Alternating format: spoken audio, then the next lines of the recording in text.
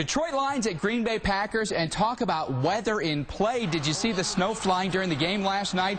It was the first significant snowfall for the city this year. 3 inches fell. The field looked like a snow globe, right?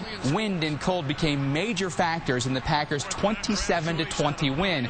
Now, they've done a pretty good job of guarding against the elements in Green Bay. The temperature right at freezing at game time, but it wasn't the frozen tundra of Lambeau Field we're used to. There's now a new heating system that keeps the field at around 55 degrees. A series of antifreeze-filled pipes actually run under the turf to help that field from freezing. The Packers also put a protective dome over the field to keep the snow off just prior to kickoff. So let's take a look at the conditions that the players faced and the fans faced during the game. It's a 27-20 win for the Packers, but how about this? At kickoff, 10-mile-per-hour winds. The snow was coming down. Look at this in Lambeau. I mean, it was just dumping on us the entire game. Second and third quarter, temperature right at 32, very gusty winds. The snow tapered off late in the game, but it was a mess for fans and players alike. Let's take a look at the stats because they prove just how bad it was. Aaron Rodgers, reigning MVP, had his worst statistical game of the year. Attempts, completions, yards, and quarterback rating, all the lowest of the season for him. Didn't have a touchdown pass, also had a fumble. For Matthew Stafford,